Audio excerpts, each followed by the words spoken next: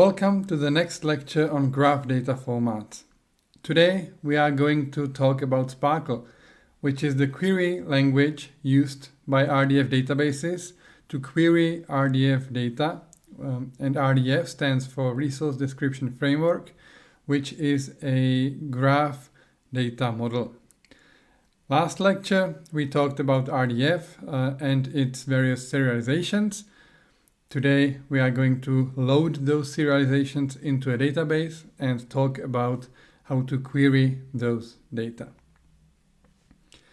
Before we get to SPARQL itself, let me introduce two terms. SPARQL is the query language itself, but often enough you'll hear SPARQL endpoint. Basically, a SPARQL endpoint is a web service. It is an HTTP-based web service to which you can send a SPARQL query and it will return data in RDF or CSV or XML or any other supported format. The important thing is that since it is an HTTP-based web service, if you want to use it as a human, you need some kind of application to be able to use it. The simplest application that you can think of is a web-based form with a big text field where you can write your query and it will send it to the web service and visualize the results. But SPARQL endpoints are meant to be used also by applications in which you can construct the SPARQL query as you wish and you send it to the database and you'll receive the results. Now, since we are on the web, you can use the SPARQL endpoint with the form that is supplied with the database, if the database has one. But you can also use the same endpoint with a completely different form on the web, maybe one which is more user-friendly. And this will be the case with the National Open Data Catalog, which we will use to demonstrate some SPARQL queries in the tutorials. You'll see the Virtuoso SPARQL query editor, which doesn't do any syntax highlight or autocomplete and so on. But you can also use the same endpoint with YasGUI, which is a standalone SPARQL query editor in which you can specify any SPARQL endpoint you want and you can write your queries and run them in a more user-friendly way. Now, there are some existing SPARQL endpoints, so SPARQL is used nowadays quite a lot. There is a list of SPARQL endpoints maintained on GitHub, for instance, by OpenLink, which is the vendor of Virtuoso, which is one of the implementations of an RDF database, which then exposes a SPARQL endpoint. Maybe you know Wikidata. We'll talk about Wikidata in one of the other lectures, but Wikidata can be also queried using SPARQL, and it has a Wikidata query service, which is a SPARQL endpoint. Then there is the European Data Portal, which is a data catalog, but Europe-wide. It collects data sets from all member states, including Czechia. So the data sets that you can find in the National Open Data Catalog are also present in the European Data Portal. And in the Czech Republic, there are also some other endpoints that you can possibly use. One is the Czech Social Security Administration, where you can find statistics about pensions, the kinds of pensions and numbers of pensionists and so on. And then there is one of our base registries which contains a list of institutions of public administration and so on. So after we are done with the lecture, feel free to take a look at the available SPARQL endpoints. SPARQL and RDF are also quite popular in the medicine and bioscience and chemical communities because of the nature of RDF, because it's a graph-based data model and some chemical structures are graphs, some molecules and cells and so on can be represented as graphs. So this is quite popular in in biology, chemistry, and bioinformatics, and so on. Okay, so before we start with SPARQL, a quick reminder about the Rdf Data Model. The Rdf Data Model is a set of Rdf triples or statements where each triple has a subject, a predicate, and an object. In this example, we have a web page created by an employee. Both the web page and the employee are nodes or resources or things, and they are connected via an edge in the graph, which is labeled with an IRI, and this IRI says that the first thing is created by the second thing. So in this case, the page is created by an employee. Now, if we want to query this data, we'll probably not know some part of the triple. For instance, we will not know the subject, and we will want to ask for all things created by this employee. We are still talking about graph patterns, but in this case, in the place of the subject, we have a variable, which is something new. So we'll still have graphs and graph patterns, but in this case, here subject is variable and unknown, and we'll search for all possible values in our database so that this graph pattern is satisfied, which means that it will return all possible values of S that we can use so that the triple, the value of S, DC times creator, and the employee are in the database. So this is the basic operation on which SPARQL is based on. We have a graph pattern on the left, and we have our database on the right. The database only contains one triple, but for the demonstration of what SPARQL is doing, this is more than enough. So in this case, SPARQL sees the graph pattern and tries to match it against the database. It takes a look at the object, it is the same. It takes a look at the predicate in this triple, it is the same. And since subject is a variable, so it can be anything, it also matches the value that is in the database. So this is a graph match, graph pattern match. And it is a basic operation performed on top of the whole Rdf database with the graph pattern that we have on the left. Once we have a match, there is a second part or second operation that SPARQL is doing, and that is called variable binding.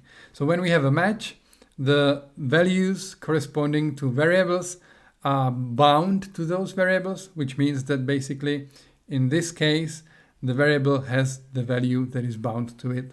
In this case, X index HTML. And when all the variables in the graph pattern, and in this one there is only one, when all of them are matched, we have a solution to our query. And SPARQL engine then goes on and tries to find another graph match, another binding, and therefore another solution.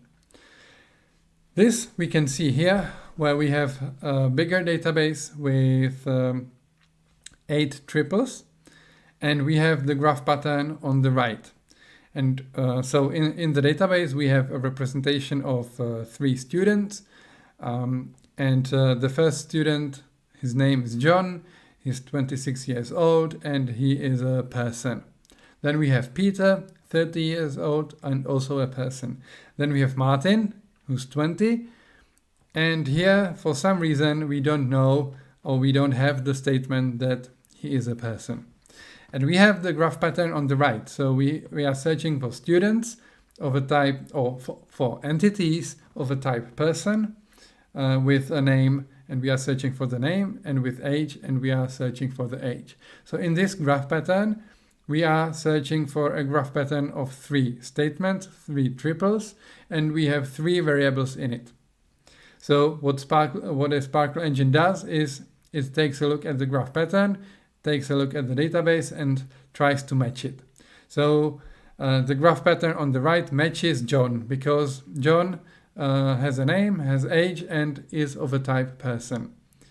In this case, the graph pattern also matches Peter, because Peter is a person, has age, and has a name. However, this graph pattern does not match Martin, because Martin does not have the statement on him that he is a person. So in this case, the graph pattern does not match, because the graph pattern needs to match as a whole. Otherwise, it does not match. In this case, we have two solutions, because in the first case, the stud variable is bound to stud1, and name is bound to John, and age is bound to 26. In the second case, stud is bound to stud2, name is bound to Peter, and age is bound to 30. Now note that again, the ordering of the individual triples in the pattern does not matter, because we have a set of triples as a data model. So in this case, we have a solutions table, the result, which contains two solutions and the appropriate bindings of the variables. So the solutions table has solutions in rows and variables in columns. Now let's say that we want to match also Martin. So we do not require that the student is of a type person, but when they are of a type person, we want to know about that. For that, we need to introduce our first extension to graph patterns, and that is the optional clause. The optional clause says that the graph pattern inside does not need to match in order for a solution to be created, but if it does, the variable will be bound. So when we take a look at the graph matching process, now it matches the first one, it matches the second one, and it also matches the third one. Now the only question is how the solutions table will look like for Martin when there is no value for the variable type. In this case, we have four variables, so the solution table will have 4 columns. And for John and for Peter, all 4 variables will be bound, and for Martin, the last variable will not be bound. When a variable is not bound, it actually has a special not bound value, and we can later test for the variable being bound or not. Now, the optional clause is quite common when using SPARQL, because typically you don't know whether an entity has always a value for some predicate, and there may be multiple predicates for which you are not sure whether there is a value or not, but you want to know the value if there is one. So there are typically many optional clauses in a SPARQL query. It is worth mentioning that, of course, the more optional clauses you have, the harder it is for the SPARQL engine to evaluate the query. But it is quite common. So like this, we are searching for students which have a type, and optionally age, and optionally a name. There is one alternative to the optional clause, and that is a union pattern. So in this case, the graph pattern consists of a union of 2 graph patterns. So either the first one matches or the second one matches. So let's take a look at how the matching will work and how many results we'll actually get. So quite naturally, this pattern will match all 3 students we have in the database. However, this is not all, because the second pattern in the union also matches John and Peter. So actually, as a result here, we have 5 results, because for John and Peter, there is a solution in which the type variable is not bound, and there is also a solution in which the type variable is bound. So we have 5 solutions here. Now, if we would, for instance, select only some of the columns of the solution table, we might end up with duplicates. For instance, if we took just the stud and name columns, we would have John and Peter twice there. So in that case, we would have to use the distinct distinct modifier to which we'll get to soon enough. Right, so this is our first complete SPARQL query. The graph pattern, which is the most important part of the query, goes in the where clause. And the where clause gets evaluated, and the result of the where clause is the solutions table, which we have already talked about. Now, if we use the select clause, we basically take the solutions table and select only some columns which are specified in the select clause, and the result will be a table. So the solutions table will be stripped of unnecessary columns and returned again as tabular data. Now we may select arbitrary format of the results table being returned by the select clause, and SPARQL specifies how the table looks like in CSV, XML, and JSON. So when you talk to a SPARQL endpoint, you may select in which format you want the results of a SPARQL select query to be returned in. And the last part of the query we haven't talked about is the prefix part, which is similar to the Rdf turtle syntax. You may have noticed that the SPARQL query language is syntactically quite similar to the Rdf turtle syntax, and that's correct. So the prefix here is almost the same syntax as in Turtle, and it defines it should define all the prefixes used in the query. There is a difference in Turtle. We would have the prefix with the @ symbol. In SPARQL, there is no @ symbol, and in Turtle, the prefix line would end with a dot. In SPARQL, it does not end with a dot. So slight differences, but the meaning is the same. And the same goes for the relative URIs and the base URI used in the query. So again, in the query, you can use relative IRIs, but in that case, you need to define the base IRI relative to which the relative IRIs will be. And again, it is without the @ symbol and without the dot at the end, but otherwise it is the same as in Turtle. Now we should talk about blank nodes for a bit. Blank nodes in SPARQL behave or look like the same as in Turtle, but the property that they do not have an IRI manifests itself even more when querying the data using SPARQL.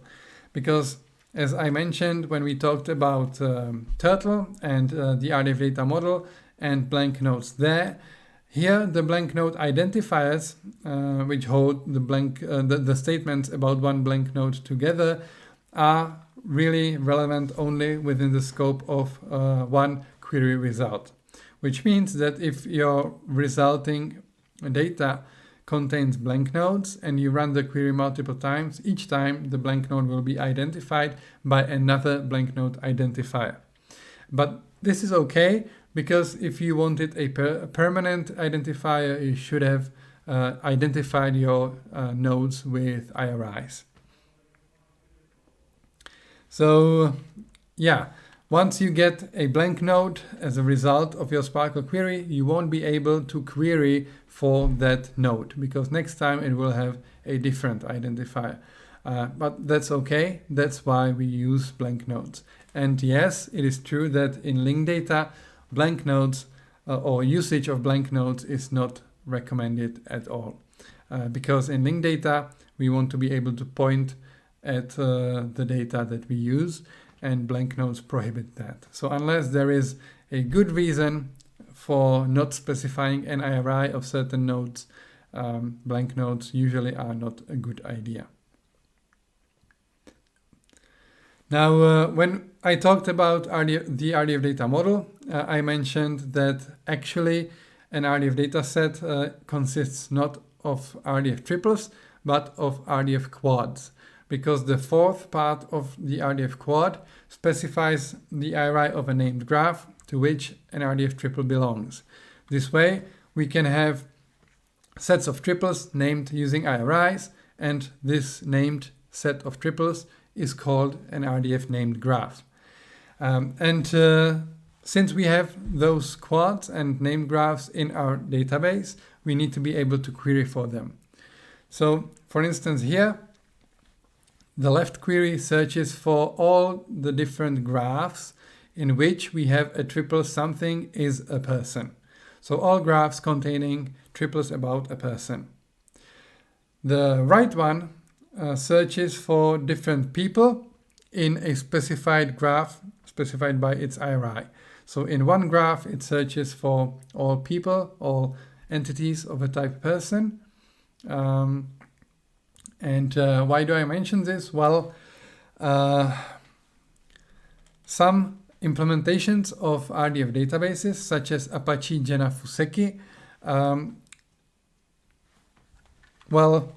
is very strict when it comes to querying the RDF dataset.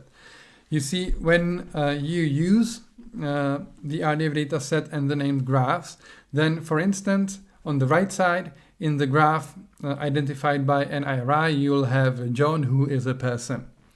Now, you'll have this data in your Apache Jena Fuseki instance, and you'll come to this instance and query for all people in that endpoint. And the result will be empty, because by default, you are only querying the default graph, the one without any Iri, or not identified by any Iri. And John here, or the triple that's saying that John is a person, is in the named graph with which is named using the Iri.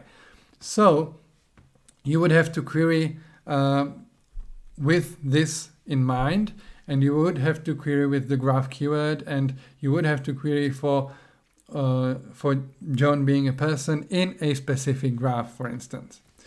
On the other hand, different triple store implementations or RDF database implementations, such as OpenLink Virtuoso, use the so-called union graph pattern, which means that if you do not specify a graph explicitly when querying, then you are querying all the graphs together. So a union of the default graph and all the named graphs, which is a different behavior than the default behavior of Apache Jena Fuseki, where when you do not specify a named graph, you are only searching the default graph and not the named graphs. So this is why this is important to know and think about when you are querying and you are maybe not getting the results. Now, as to literals, these are the same as in Turtle. So again, a literal without any data type or language tag is viewed as having the XSD string data type. Literals can have language tags and data types, and there are the usual syntactic shortcuts for numbers, integers, decimals, doubles, and for Boolean values. So this is the same as in Turtle. Right, so let's extend what we know of SPARQL. So far we were searching for using graph pattern matching, and that was it.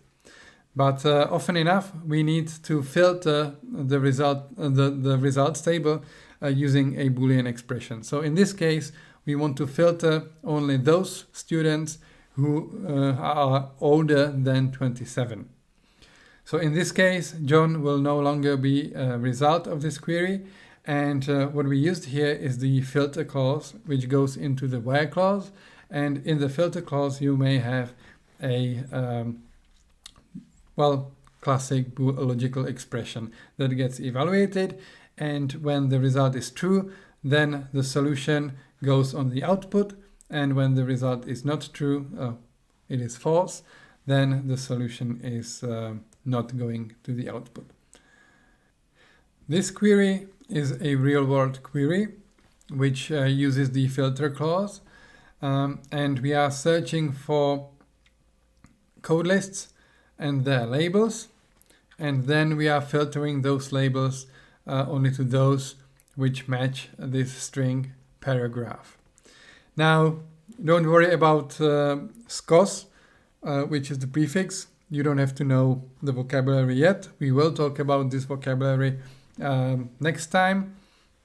but it is a vocabulary used for code lists. So for fixed lists of values from which you can choose, for instance, types of tourist attractions or something like that.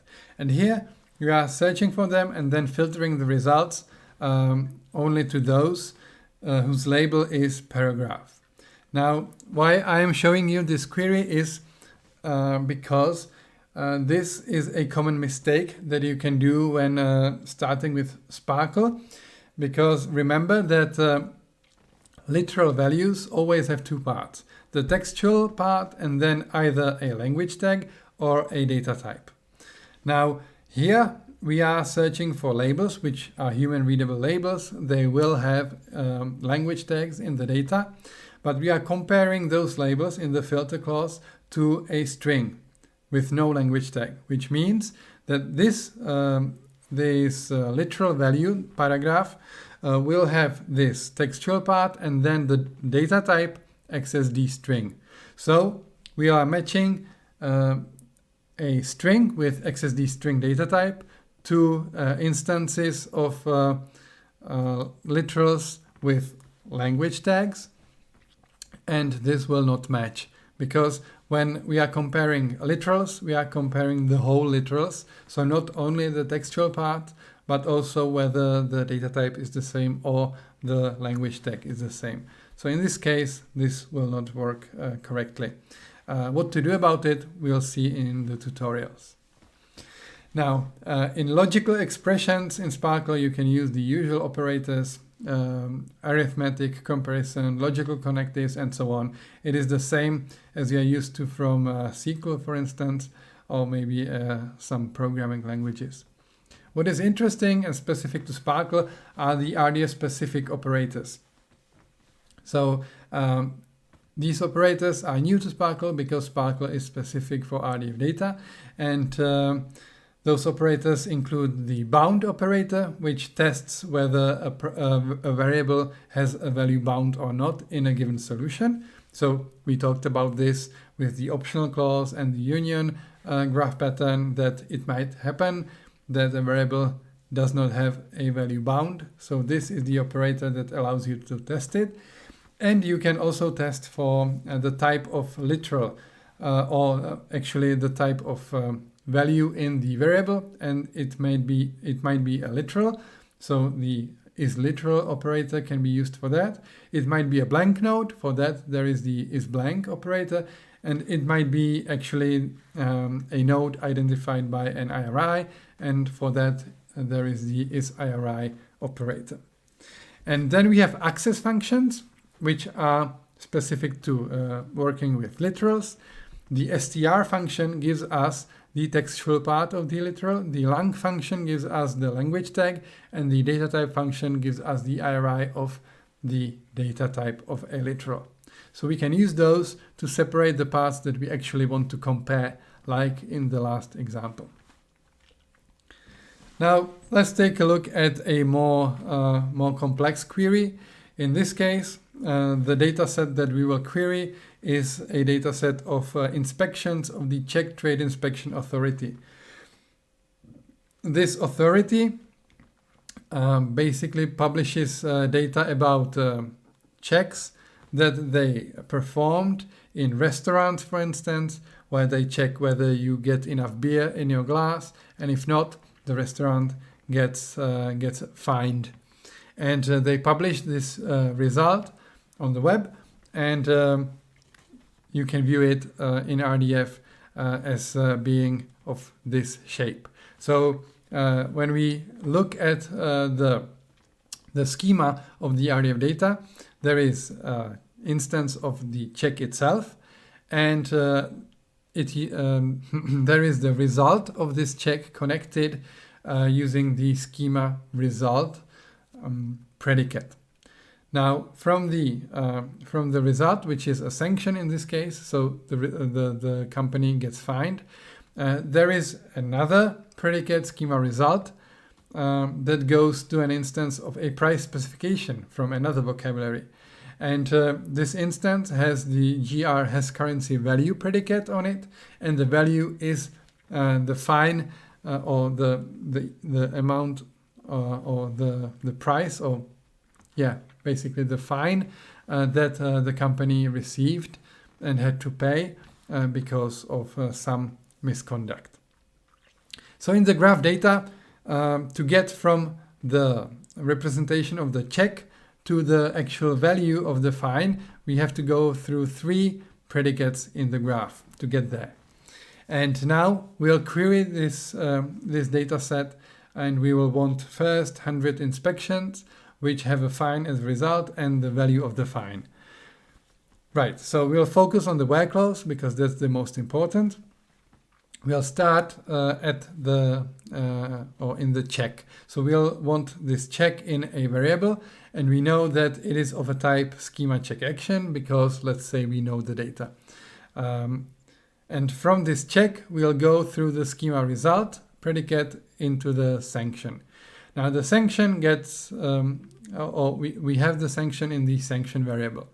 Now from the sanction variable, we go through schema result into the price variable, and from the price variable, we'll go through the GR has currency value to the literal that contains the actual number, which is what we are interested in. So these 3 steps. Of course, for us to be able to write this query, we need to know the data and its shape and what predicates and classes it is using. So let's say we know that for now. And we want the first 100 inspections. So here we use the limit 100 keyword, which makes the endpoint return only 100 results.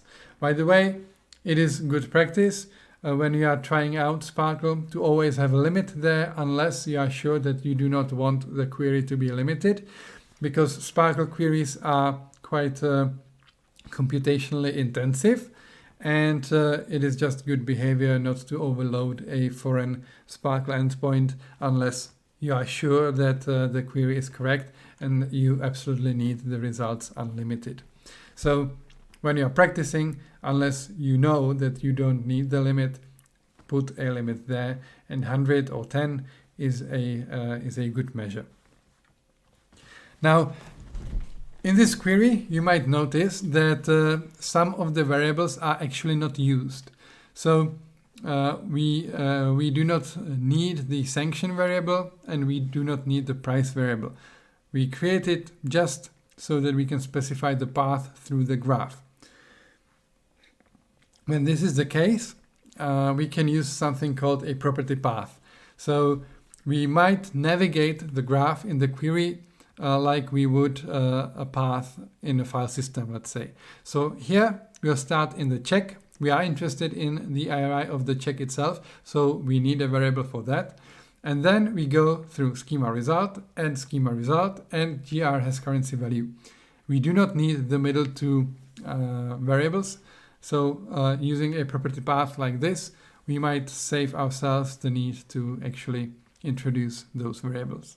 And otherwise, the query returns the same pairs of the check IRI and the fine received. The property paths can be more complex than just the /. We might want to specify alternative paths and group those paths and connect them as alternatives, for instance. We might also use negation. So we might want to say, okay, we want to navigate the graph through all predicates except those specified. Then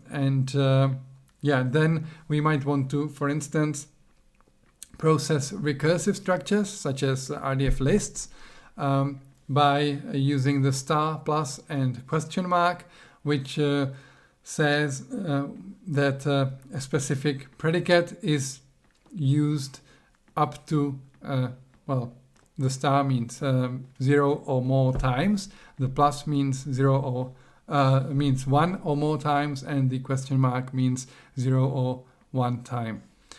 So the path through the graph might be specified in quite a complex way. And also used sometimes is the inverse path. So in the Rdf data model, the triple is subject, predicate, object, and the edge in the graph goes from the subject to object.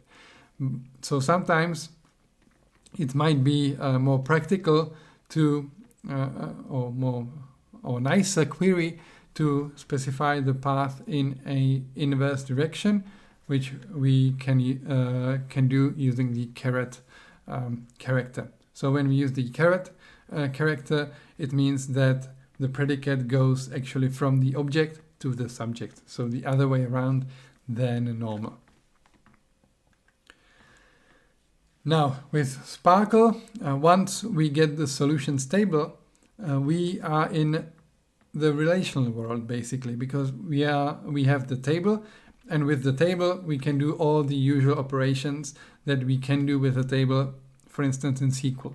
So once we get the solutions table, we are outside of the RDF world, and we can do aggregations, for instance. So like this, we can find the maximum fine that was issued to a company, because the where clause stays the same, but the solutions table gets aggregated, and we only take the maximum here.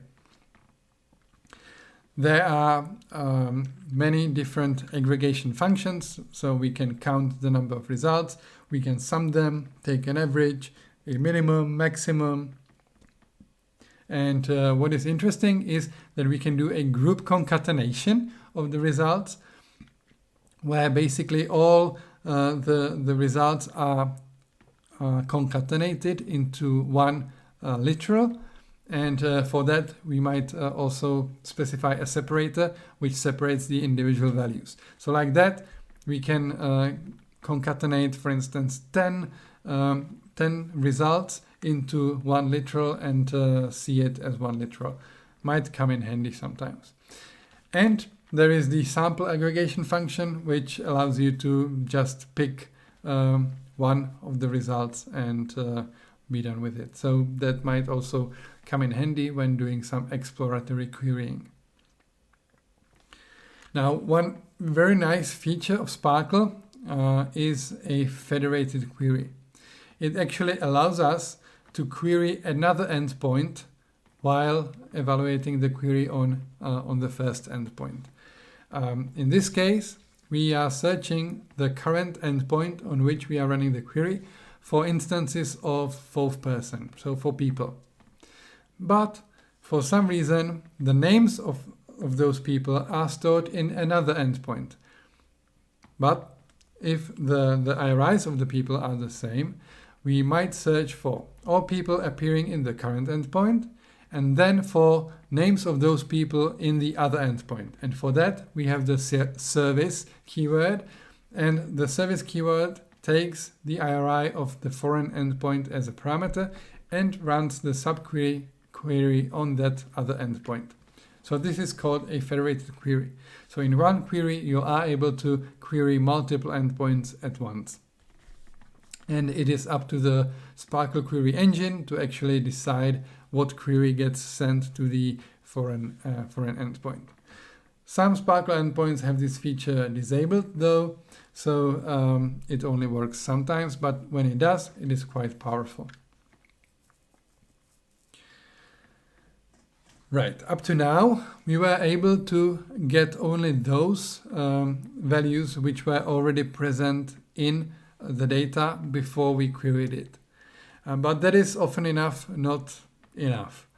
For instance, here we are querying for price of some item, which is in the X variable, and the price is P, and this item also has a discount specified, and the discount will be represented in the discount variable. And the discount is in percent, so it is a value between 0 and 1 and represents how many percent discount this item has.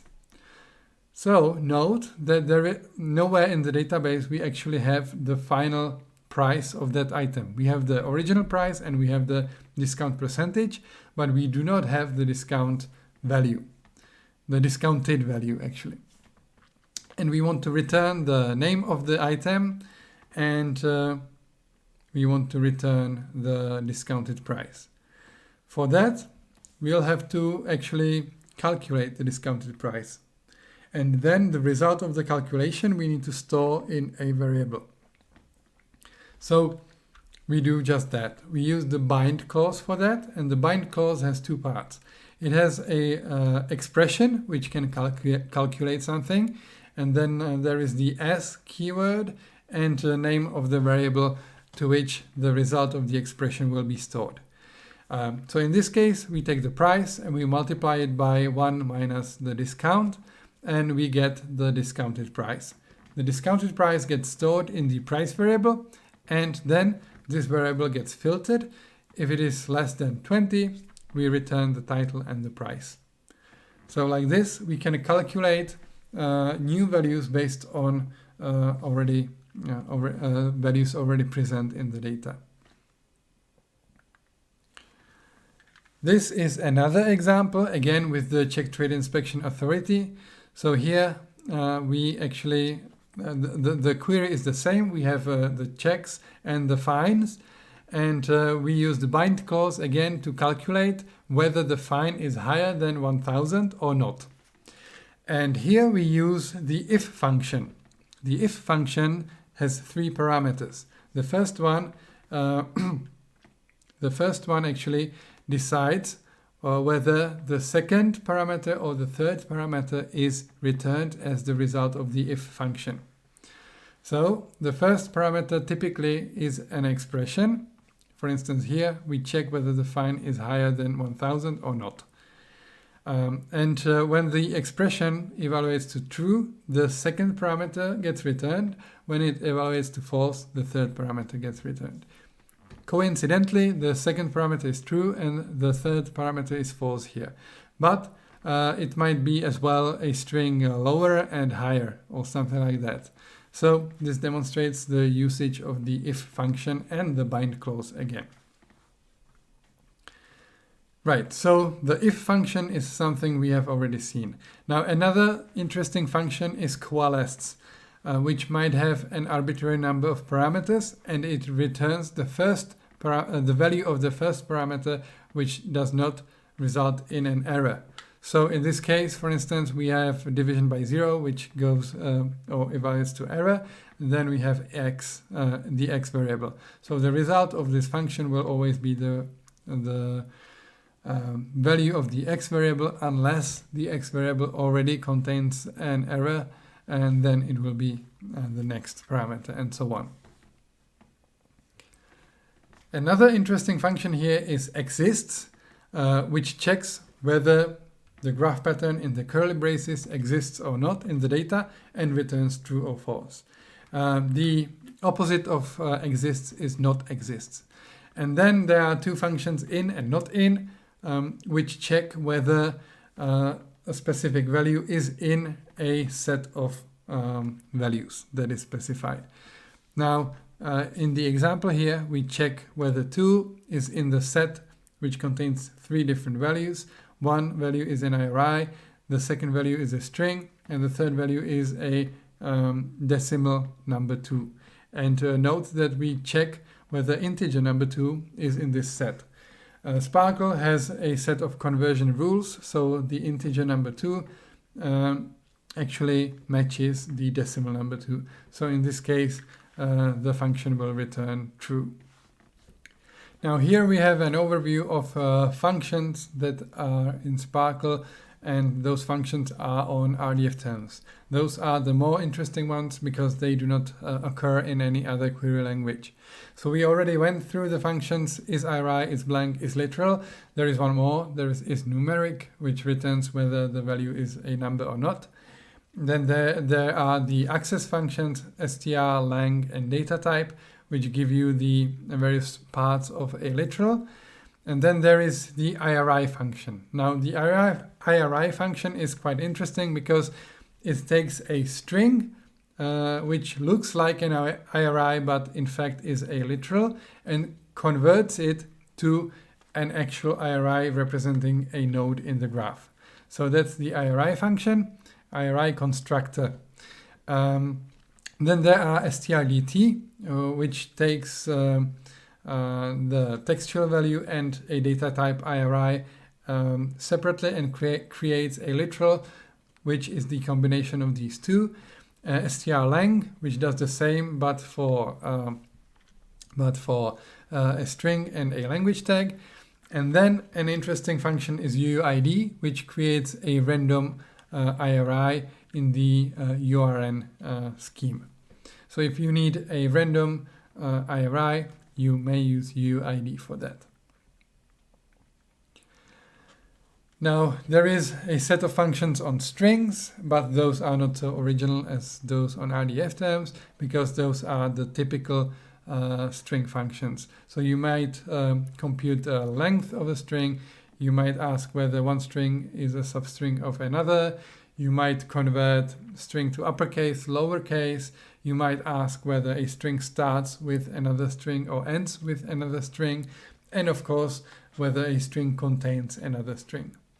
In addition, you may ask whether a string is before or after another string. And now, encode for URI is again a bit more interesting function, because this one takes an arbitrary string and results in a string which is safe to use as a part of a URI. This is quite important when within your SPARQL query you need to mint or create new IRIs based on texts that you have in the database. When you have no control over what is in the text, and the texts might contain spaces mainly, or maybe other reserved characters in URIs, you might use the encode for URI function to create a URI safe string, which you can then use in the IRI function to create an actual IRI representing an RDF resource. So quite an interesting function, encode for URI. Then there is the concat function, which concatenates multiple strings into one. Then there is the lang matches function. This one is also quite interesting and actually RDF specific, because it takes care of comparing language tags for you. So far, we have seen the EN language tag for English and CS language tag for Czech, but for some languages like Chinese, the language tag may be more complicated, because you have the Chinese traditional and Chinese simplified languages or ways of writing literals in Chinese. And they are both in Chinese, but they use different characters, right? So the language tags will have the identification of the Chinese language and the identification of whether it is Chinese traditional or Chinese simplified, for instance. Or it might also contain a locale. So British English will have maybe ENGB, US English will have EN_US, and so on. And if all you want is just ask whether the language, the literal is in English, then it is good to use the lang matches function, because it really compares whether the two language tags are for the same language, and it shields you from all those differences. Otherwise, if you just took the lang function to get the value of the language tag, you would have to compare all those variants yourself. So lang matches is quite an interesting function. And then there is the regex and replace, which the regex tests whether a string matches a regular expression, and replace actually uses that regular expression to change the string using regular expression matching. So those are functions on strings. Now, I mentioned the IRI function, and here we'll see it in action. We'll actually create an IRI within our SPARQL query. So here we also see another form of a SPARQL query. Instead of select, we have construct there. We'll get to that later, but basically construct allows you to create RDF data based on the RDF data that you have in the database. And for that, you might want to create IRIs. So here we create IRI by concatenating some IRI prefix with some string value that we actually have in our data, and we save this IRI as a value of the frequency variable, and we then use this variable as a result of the SPARQL query, or in the result of the SPARQL query. So this is a demonstration of how typically the IRI function is used in the bind clause.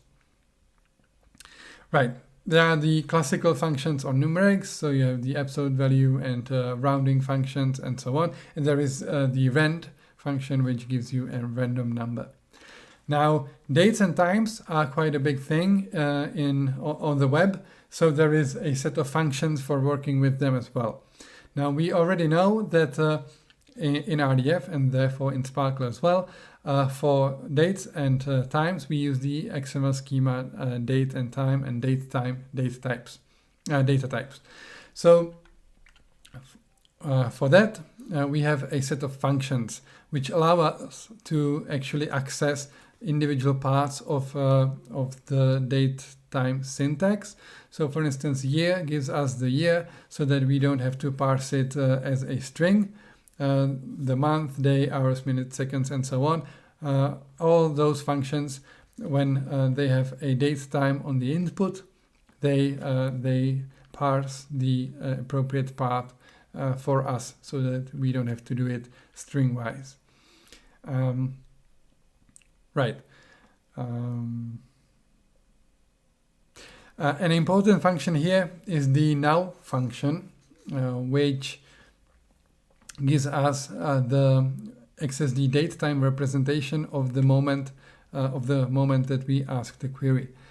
So we can use that if we need the current date and time.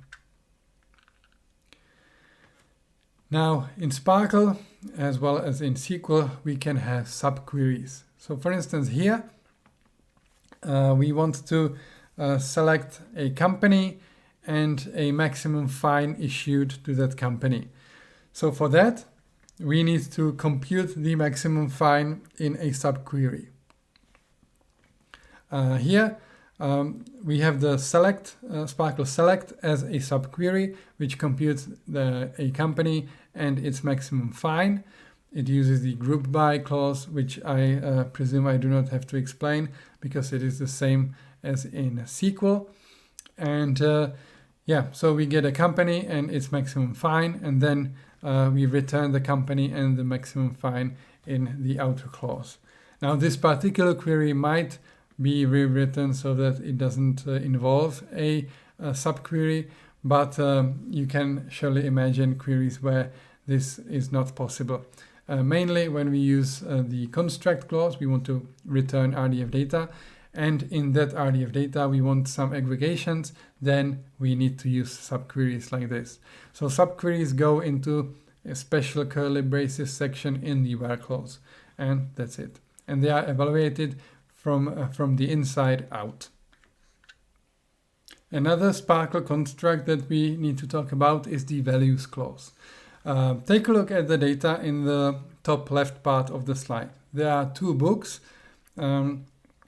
Both have a title and price. And then we have a query on the top right part of the slide, and we are searching for book, its title and price, and we use the values clause. And in the values clause, we say that the variable book needs to be either book 1 or book 3. This means that the results will only contain book 1. That is because in the data we have book 1, book 2, but in the values clause we have only book 1 and book 3. Book 3 is not in the data and book 2 is not in the values clause. Therefore, in the results only book 1 makes it. The values clause can be used instead of a long chain of filter clauses, where we would normally have to say that book needs to be book 1, or book needs to be book 2, or book needs to be book 3, and so on. We can use the values clause instead. So this is the simple use case for the values clause. There is also another use case for the values clause, and that is, for instance, Codelist Translation. So, for instance, here in our database, we have data for the f variable that looks like the literals on the left side in the values clause. And on the output, we want IRIs for the individual values that look completely different. And in the values clause, we provide the mapping. And you may notice that the values clause now starts with a pair of variables, not just one, but a pair. This can be extended, so there can be a tuple of variables and then a set of mappings of those tuples.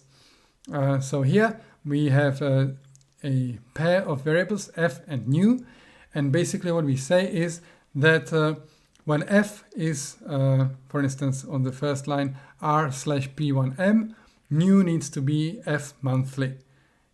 The second line says if f is r/p1y, new needs to be f annual, and so on.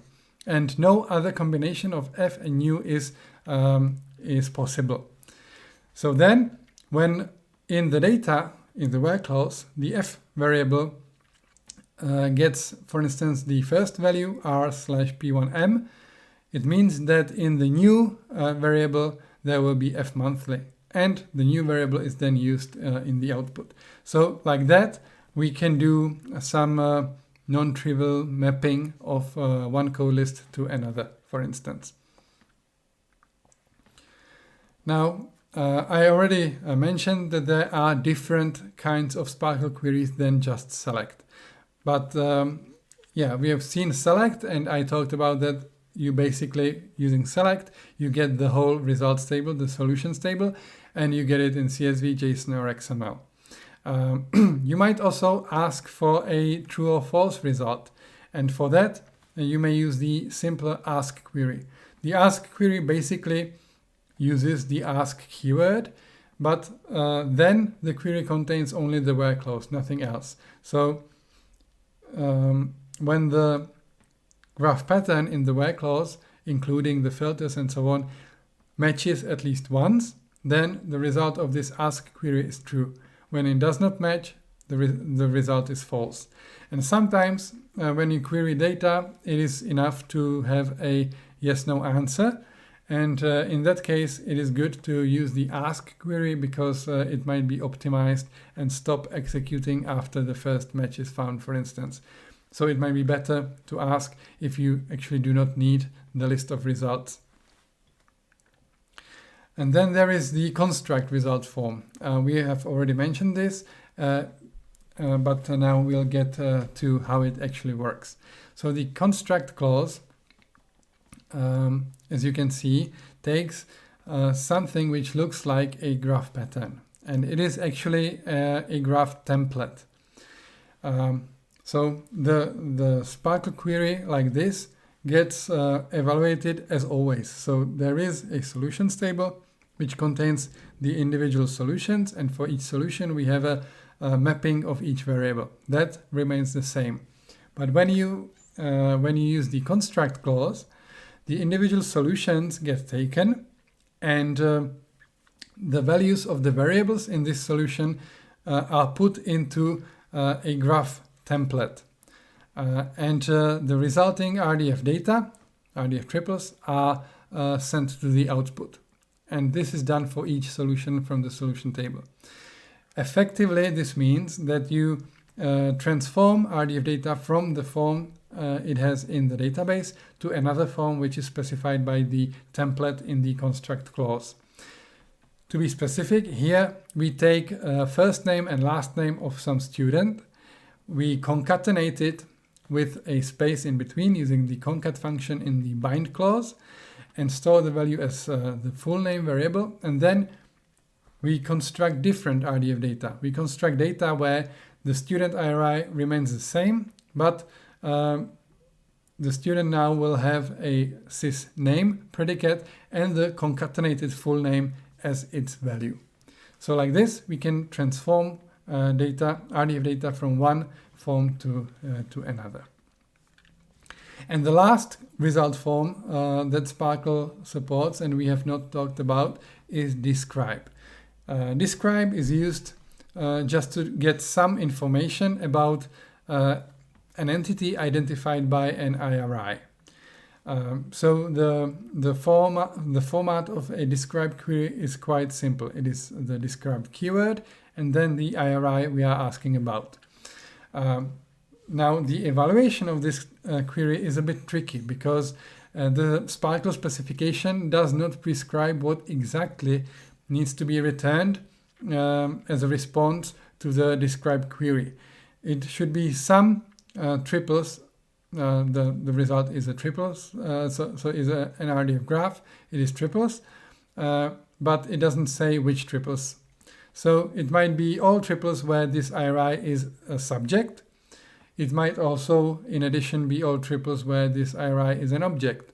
So for instance, when you have a social network and many people know a particular person, and it is represented, for instance, using the FOV vocabulary as using the FOV knows predicate, then you have many people which point to this particular person using FOV knows. But in those triples, this particular person is in the object position. So if you have an implementation of a described query which only returns those triples where this particular IRI is in the subject position, if you ask about this particular person, you will get no results, even though in the social network this person is very popular because many people know him or her. So for this reason, another implementation can return all triples where this IRI is in the subject and object positions. Sometimes it might also happen that this IRI has a triple where it is in the subject position and the object is a blank node. In that case, when you would get the blank node identifier, you would not be able to actually query for the blank node because it's a blank node. So for this case, it might be possible that the implementation actually also recursively goes through all blank nodes and until it finds a value that is either an IRI or a literal and not a blank node. So you might get a more complete representation of the entity identified by this IRI.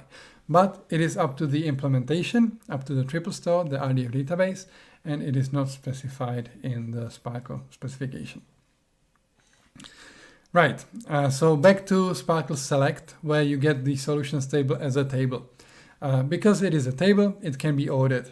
Because the rows of the solutions table are actually ordered. So you might order by some column, and you might do that in ascending or descending order. What is interesting here with regards to RDF is that when you are ordering the results according to a variable, and the variable sometimes contains a blank node, sometimes a URI, sometimes a literal, and sometimes it is not bound, then there is a ordering specified, and an unbound variable is less than a blank node, which is less than a URI, which is less than a literal value. So here we select the names of employees, and we sort those or order those by employee name and then by descending employee ID. I have already mentioned the limit modifier, which basically limits the number of results returned. So in case of SPARQL select, this limits the number of rows that get returned. In addition to limit, there is the offset modifier, which basically serves for paging through the results. So limit says the number of results returned. Then there is the offset, which specifies from which result number the results get returned. So offset might serve good for instance, for paging applications which display SPARQL select results in a paged way. And finally, there is the group by and having functionality, which is the same as in SQL. So if we group by X, then for each possible value of X, or in this case sizes, so maybe it's t-shirts. So all the t-shirt sizes get grouped for a specific t-shirt and forming a multi-row. And before this multi-row gets returned, we need to aggregate it to get only one value. So for instance, in this case, we use the average aggregation. So we'll get, for each value of x, we'll get the average size of that x. And the having clause allows us to filter through the aggregated number. So only when the average size of that, for instance, t-shirt is larger than 10, we return the average size. So SPARQL 1.1 from the year 2013 is actually a set of recommendations. I've shown you basics of the query language, and I mentioned the federated query, and I also mentioned that you may get SPARQL select results in JSON, CSV, and XML. There are other parts of SPARQL that deal with actually updating the triple store. So you can modify what is in the triple store. That's SPARQL update, and then you can also use the triple store, or you can get individual named graphs as a whole. You don't have to use the regular SPARQL to, for instance, get all the triples in a specific graph. You might do that using a single HTTP GET method on a graph store endpoint, but those are out of scope of this lecture.